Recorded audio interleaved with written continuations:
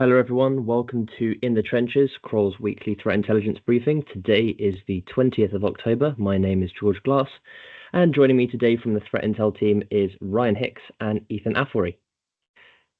This week we are covering Patch Tuesday for October, F5 being breached by a nation-state actor.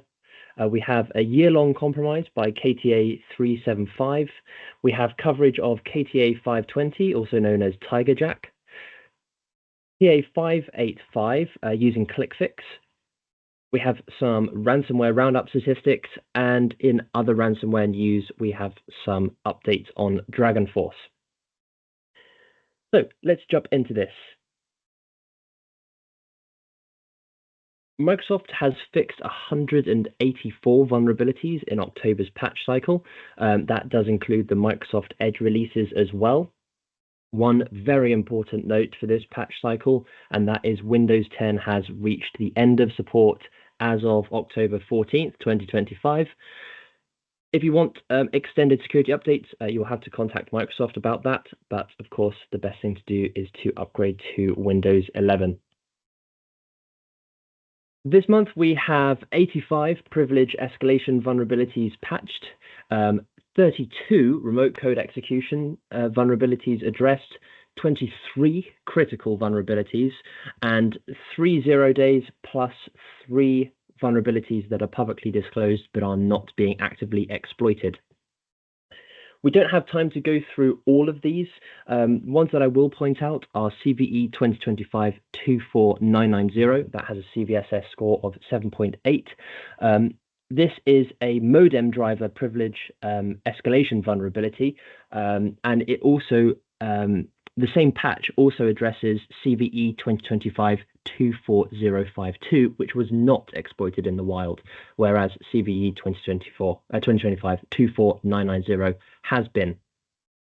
Microsoft removed the driver in question, which is a third-party driver that ships with Windows. That was removed as part of the cumulative update to address those vulnerabilities. It is not a patch. They simply removed the driver.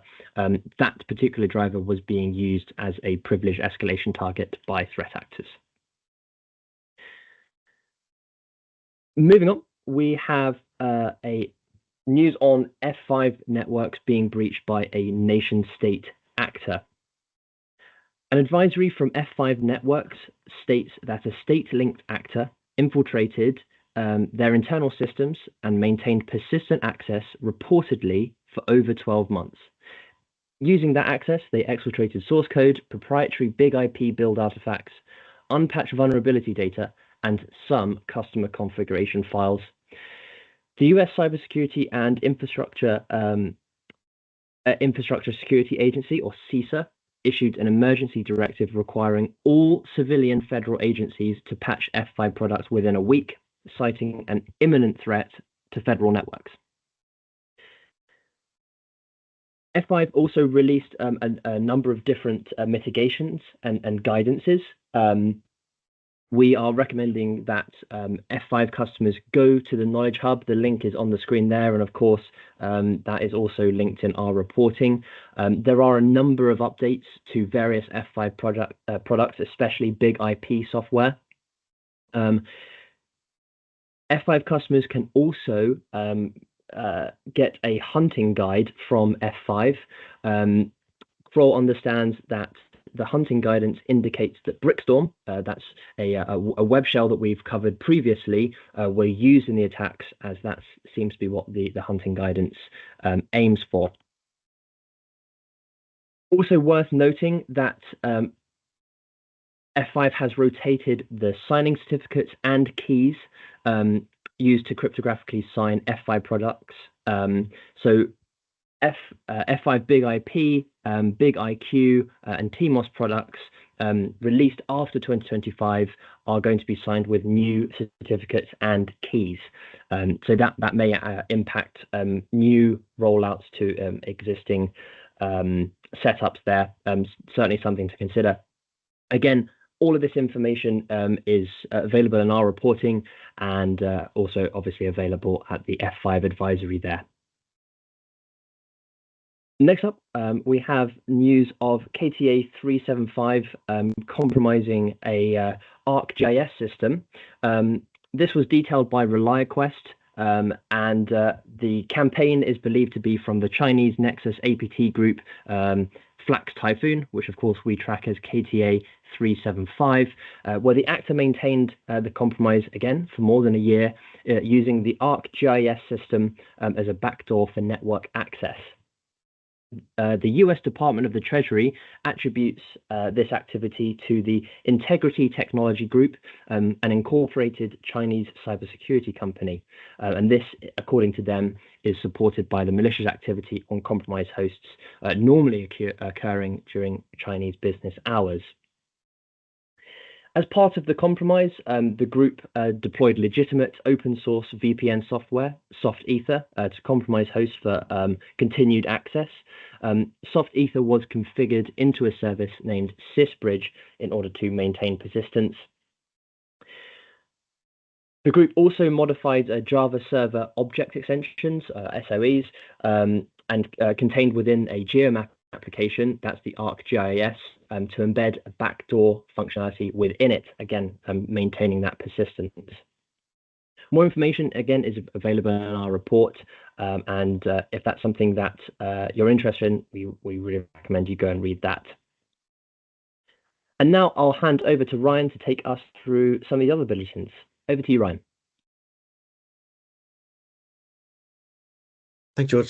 So first off, threat actor TIGERJACK, or KTA375 has been identified by Koi Security, targeting developers by uploading malicious extensions to Microsoft's Visual Studio Code Marketplace and the OpenVSX registry. And that registry is a community-run alternative to Microsoft Extension Store, and is used by VS Code compatible editors like Cursor and Windsurf. The extensions are designed to steal cryptocurrency, spy on users, and install backdoors.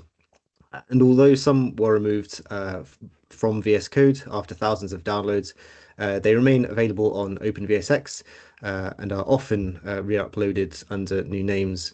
It's reported that the group has distributed at least 11 harmful extensions this year. And some regularly connect to a remote server to download and execute malicious code, allowing the attackers to steal credentials and also potentially deploy ransomware. And the group disguises its activity using multiple fake developer accounts with convincing profiles and branding.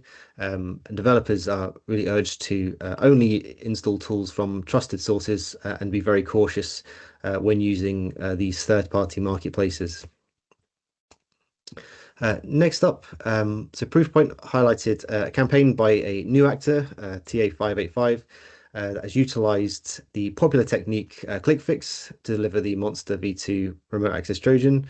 The group typically gain initial access through phishing with thematic links to really the time of year. So, for example, they leveraged the US Internal Revenue Service themes earlier in the year.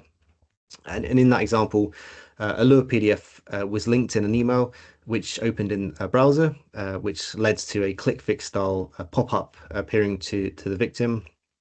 And that's consistent across really all ClickFix techniques. The victim is asked to copy and paste a PowerShell command into the run command box, which ultimately delivers the Monster V2 wrap. And just a short summary of that malware. So the actor behind the tool offers it as a malware as a service, ranging from $300 per week up to or $200 a month with added features, so kind of a bundle. It has a number of functions, including those listed here. So enumeration of information, remote desktop via HVNC, command and control, and also delivering additional payloads. And although it does have modules for information collection, it has been observed loading the information stealer stealC for some additional capabilities. Lastly, for me, just looking at ransomware Roundup statistics for last week, looking across victim ransomware posts across the board, data being sourced from ransomware.live. So looking at the week over week difference on the left, In posts, KTA286 or Chillin remains highly active last week, maintaining large volumes of victim posts with 94 in total. KTA276 or DRAGONFORCE increased its post count, however, largely due to an influx of recruiting posts made by the group, which Ethan will mention shortly.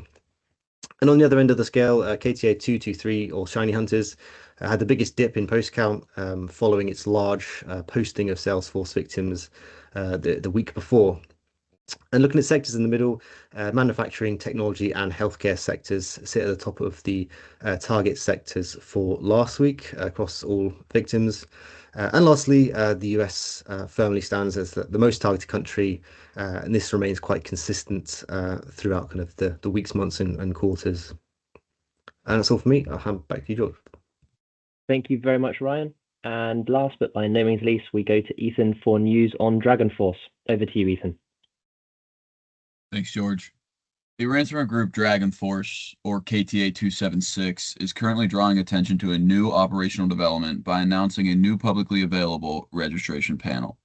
On October 14, 2025, DRAGONFORCE posted on their leak site multiple times announcing this panel.